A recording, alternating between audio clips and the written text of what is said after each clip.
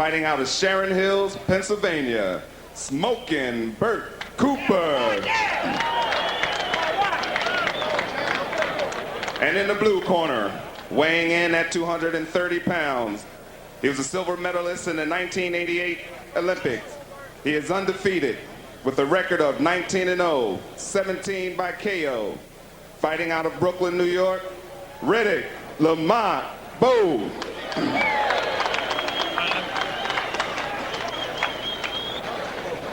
Okay, I spoke to both fighters in the dressing room. I'm cautioning again, obey my commands at all times. Any question? Shake hands and good luck. Wait a minute. So we get set, 10 rounds of the heavyweight division. And now Richard Steele says, wait a minute. And he said shake hands, and Bert punched him. And then when it came back, Bowe punched him. No shaking hands here. They want to get this thing started. Now the thing to watch out for, Riddick Bowe has 17 knockouts in his 19 pro wins. 7 of those knockouts have come in the first round, but once again, he is about 10 pounds heavier, Ferdy. He certainly doesn't look it. He still looks tall. I mean, he's a very tall man. He can certainly carry that 230. Now, what we got here is a very heavy punching Bert Cooper, who, if you stand in front of him, will give you a terrific bout. If you box him, he doesn't know what to quite do with you. You see the disparity in size. And you see Cooper taking the fight right to Bowe. Bowe's fight is to box. He's a superior boxer, to use his size and get away with him. Sometimes Bowe just doesn't pay attention. He's not focused. As I said, Eddie Futch has kept him right on track, but Eddie Futch had a hip operation which fortunately turned out very well. He is at ringside but not in the corner. He is not able to go up and down ring stairs yet, and of course that's what resulted in Riddick Bowe adding 10 pounds. With his trainer in the hospital, he just did what he wanted to. You see Cooper trying the swarming attack, trying to get inside the reach of Riddick Bowe here in round 1. Cooper is a warrior. If you stand in front of him, he will fight you all night long. You have to box, you have to give him angles. And right now, Riddick Bowe is doing nothing but catching. You know, we mentioned that Bowe has 7 first-round knockouts. Cooper's 19 knockouts. 8 of them have been first-round knockouts. So both of these guys like to get it done in a hurry. Well, Riddick better get on track somewhere along the line here, because he hasn't done anything as yet.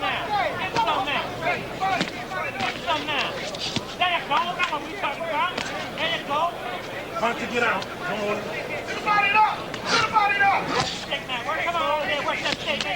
Now Bowe trying to back away a little bit. Once again, Cooper just stays right in his face. Well, that's because Riddick is not using his superior height nor motion. He's not using his legs. I mean, here he is, this huge guy. All he has to do is move away from him and box him and jab him. He stands right inside, just within range of the little short arms of Cooper. Now, Cooper can punch. It's dangerous to be that close.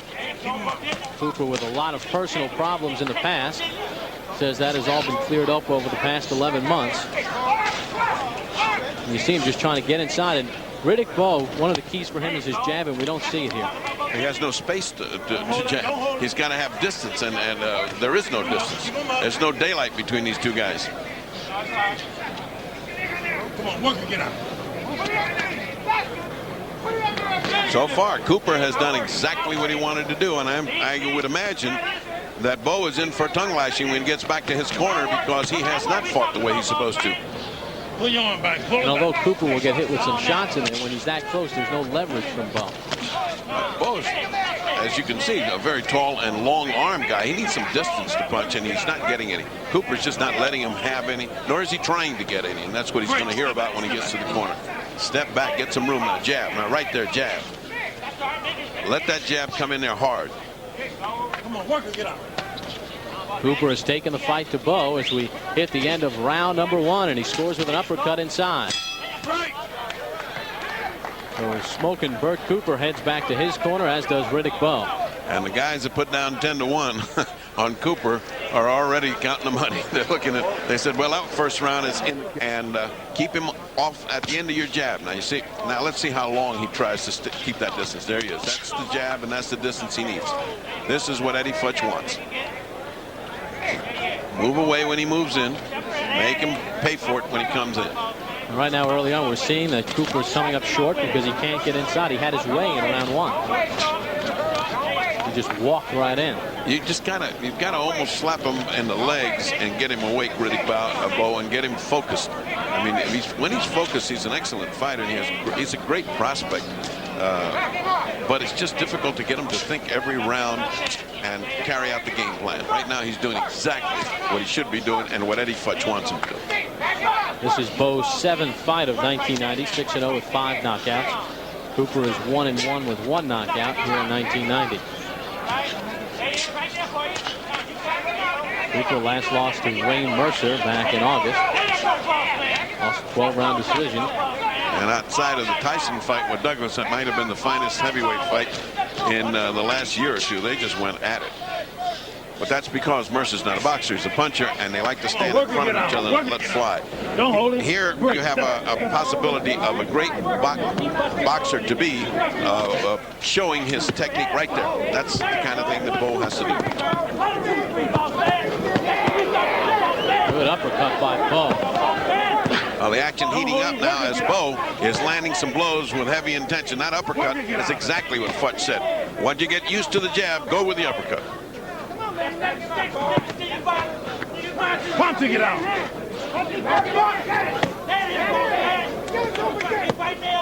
Nice right hand by Riddick Bowe. All right, great. Step back, step back. Richard Steele separating the fighters. A much better round number 2 for Riddick Bowe.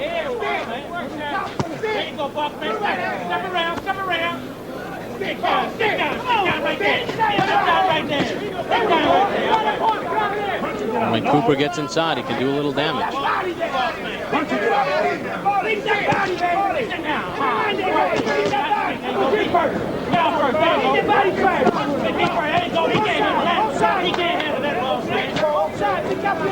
Get it back, get it back. Oh, good right hand by Bowe. And Cooper is down.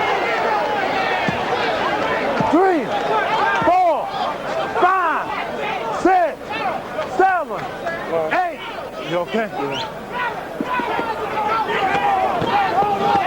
Keep him up. Will Cooper make it to the end of round 2? Yeah, he's going to beat the... Cannot be saved by the bell. 4, 2, 5, 3. That is it. Steele stops and he is definitely out. He just came within 1 second of beating that belt.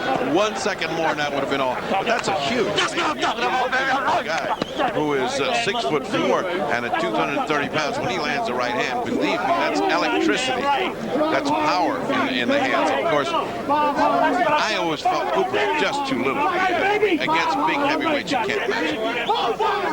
Riddick Bowe with a 2nd round knockout as he puts down Bert Cooper for the 2nd time at the end of the round. And Cooper could not get back up.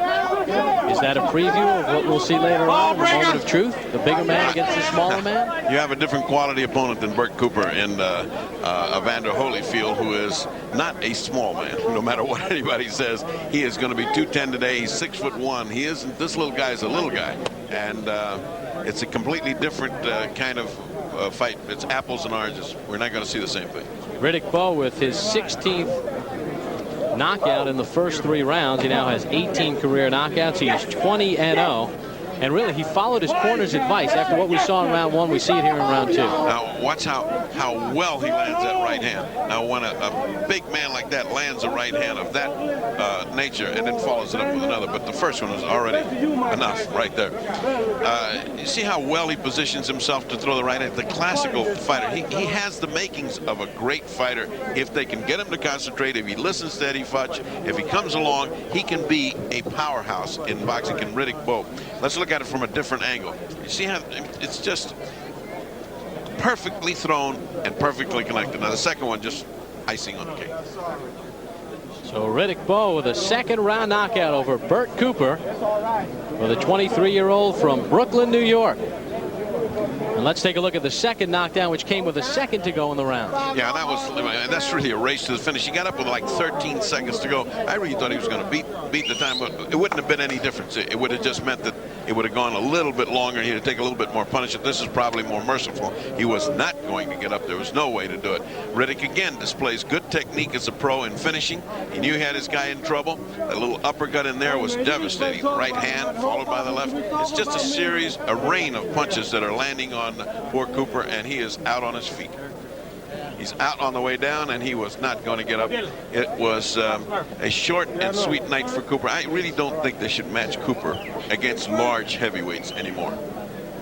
So Riddick Bowe comes up at 3 minutes and 9 seconds of the second round, and winner by TKO, Riddick Lamont Bowe.